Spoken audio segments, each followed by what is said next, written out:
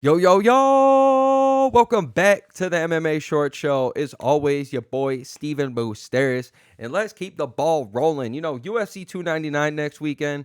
It's actually almost snuck up on us a little bit, but, I arguably think it's the most, stacked card that we even have lined up right now, especially in comparison to UFC 300 if we're really looking about the hype and everything surrounding it.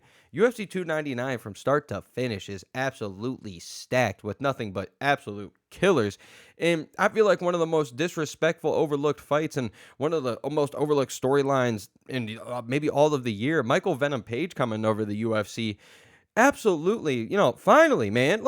I've been calling for this since 2015, 2016 when that man was, I think he hit somebody with an Achilles lock, which you never see anymore.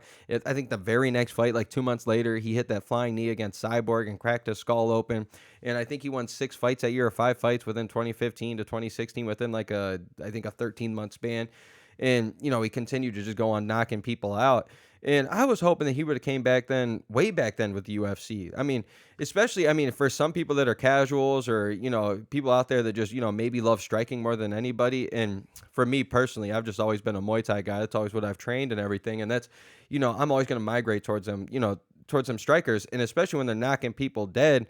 And then if you even add the flash that he has to it, like that's gonna catch anybody's eye, man. And it's just sad that it waited for so long. And we are finally getting it in 2024, but this man turns 37 legitimately, what, 2 weeks or 3 weeks after his fight at UFC 299 in such a stacked division as 170. Like, it's just a little sad, but I am absolutely hyped for it. And one of the biggest fights I've been calling for forever, and I was hoping it would have been his actual homecoming fight for the UFC. But what didn't happen, but was Wonderboy Thompson and Michael Venom Page has been that fight that I've wanted to see for so long, just for styles. Just a stylistic matchup would be so much fun.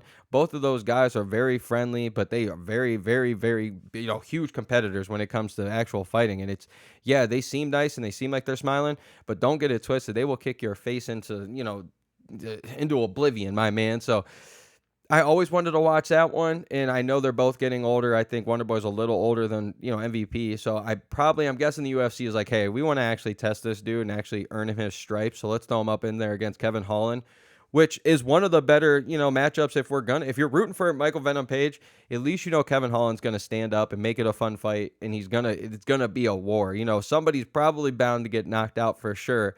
And, although I love Kevin Holland and I think Kevin Holland, I think he probably handles this fight. I don't want to say easily, but if they are going to give MVP a chance at all, I hope we see them Wonderboy fight. That would be so much fun. And if he does go out there and beat Kevin Holland, then it's just off to the races. They're not going to waste any time. And he's 37, so they're going to make sure that he gets them big fights. So you never know. I'm telling you guys right now, Michael Venom Page, yeah, he's probably prone to being taken down and, kind of dominated at 170 by some of them dominant grapplers, but I'm telling you guys right now, I don't care if you're Shavkat, I don't care if you're Ian Gary, I don't care who you are at 170, who you think you are. That man, Michael Venom Page, with anybody on the feet, is going to give people problems. So if these guys, they're going to be real weirded out about how long he is too and his reach and everything. I'm telling you right now, he's way harder to get on and get under them hips and everything for a takedown or to even get him up against the fence like you think. Like, I'm telling you right now, that man is, if you can't do it, he will knock you out or make it one of the worst nights ever. So I'm very excited for Michael Venom Page to be in the UFC, although I think it's like 6 or 7 years too late. Still, I'm very excited. I'm happy they got it done, but it just shows how stacked UFC 299 is. Like, they're not even talking about Michael Venom Page coming over. I've heard more about freaking, Kayla Harrison than I've had about Michael Venom Page, and I guess Kayla Harrison kind of adding some splash to them heavier, weights for the girls, especially in a weird time right now where nobody cares about it.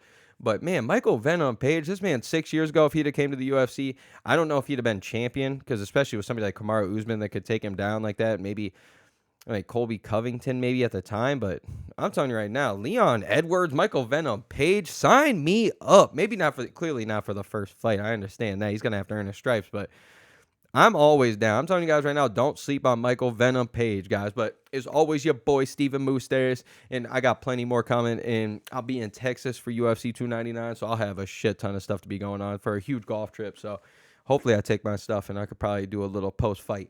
But as always, your boy, Steven Moustaris. Let's go, baby.